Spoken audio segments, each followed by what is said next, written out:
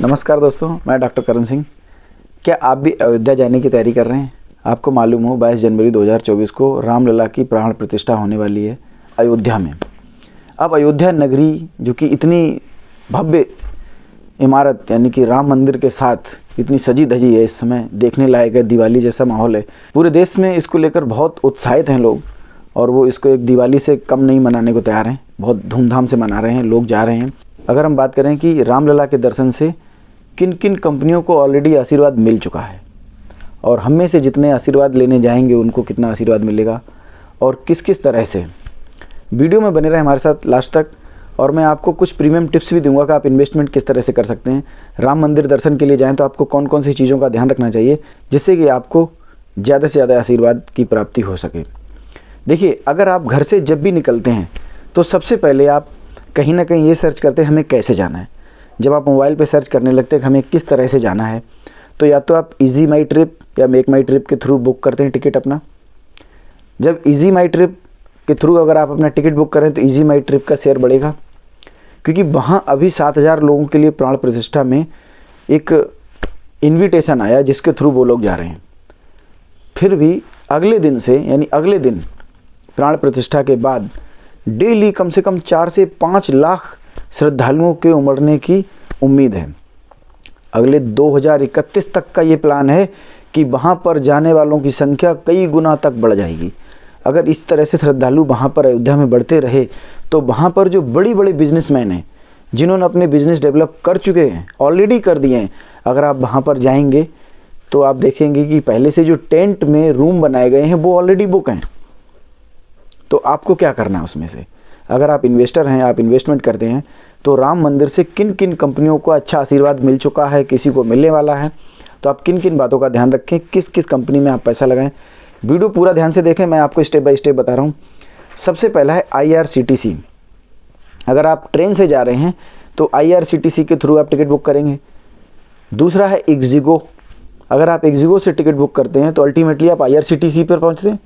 कुछ कमीशन इक्जिगो को मिलता है, बाकी का कमीशन IRCTC को मिलता है। तो आपका जो टिकट बुक हुआ उसके थ्रू दोनों कंपनियों को अर्निंग हुई, तो इक्जिगो के और IRCTC के शेयर आप खरीद सकते हैं। अब अगर आप फ्लाइट से जाना चाह रहे हैं तो आपको मालूम हो नया एयरपोर्ट वहाँ पर जो स्थापित हुआ है उसमें इंडिगो और स्पाइसजेट 2 ऐसी कंपनियाँ जो अपनी फ्लाइंग की सुविधा दे रही हैं। आप अगर इंडिगो और स्पाइसजेट से जाते हैं तो जैसा कि आगे अनुमान है कि पर डे 4 से 5 लाख श्रद्धालु वहाँ पर पहुँचेंगे। तो जाने के तो 2 ही रास्ते हो सकते हैं मैक्सिमम, या तो ट्रेन से या फिर फ्लाइंग से, जो दूर से जा रहे हैं। आसपास वाले अपनी पर्सनल गाड़ियों से भी जा सकते हैं। तो ट्रेन और फ्लाइट से जब आप टिकट बुक करते हैं तो इजी माई ट्रिप, मेक माई ट्रिप, IRCTC, इक्जिगो, इनके शेयर बहुत ही ज़्यादा ऊपर बढ़ने वाले हैं। यानी कि इनको प्रॉफिट बढ़ेगा, वैसे वैसे इनके शेयर के प्राइस आने वाले टाइम में बढ़ते चले जाएंगे। क्योंकि अयोध्या में दर्शन एक दिन का नहीं है कि आप जाएंगे एक दिन में वापस आ जाएंगे। जब आप वहाँ जाएंगे तो अयोध्या इतनी बड़ी नगरी है कि आप वहाँ पर 2 दिन 4 दिन का प्लान करके जाएंगे।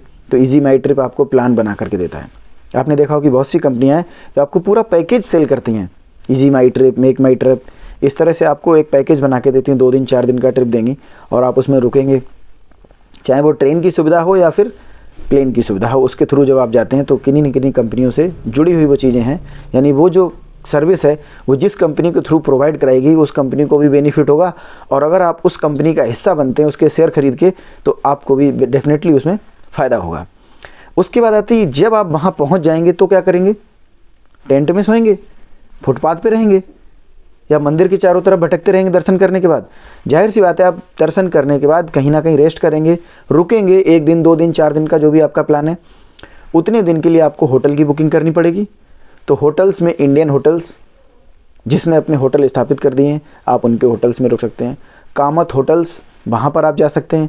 ITC नए 2+2 यानी पहले 2 स्टार्ट करेगा उसके बाद 2, ऐसे कामत होटल्स ने कहा अभी हम 2 होटल स्थापित कर रहे हैं, उसके बाद हम 2 और बढ़ाएंगे। हो सकता है फिर और बढ़ाएं। जैसे जैसे बिजनेस डेवलप होगा तो वैसे वैसे वहाँ पर आपको और भी कंपनियाँ कंपटीशन में आती हुई दिखाई देंगी। सबसे लास्ट है ओयो होटल्स।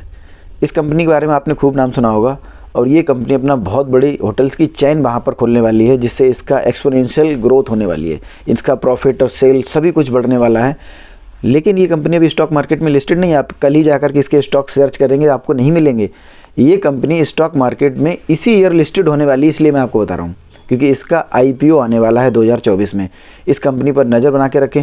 और प्रीमियम टिप्स जिसके लिए मैंने आपको बोला था कि जब आप रामलला के दर्शन करने अयोध्या नगरी में जाएं तो इस बात का ध्यान रखें आपने किस कंपनी के थ्रू अपना टिकट बुक किया है, वो कंपनी, किस कंपनी के थ्रू आपने होटल बुक किया है, वो कंपनी, किस कंपनी का आपने टैक्सी बुक किया है, मान लीजिए ओला है, उबर है, इस बात का ध्यान रखें। जिस होटल में आप रुके हैं उसका नाम देखिए, किस होटल में आप रुके हैं, क्या उसका शेयर आपके पास है। अगर आपने उस कंपनी का शेयर खरीद लिया है तो जो पैसे आपने होटल स्टे में, फ़्लाइट में, ट्रेन की टिकट बुक करने में जो उसको दिया है वो आपको वापस ब्याज सहित मिल जाएगा।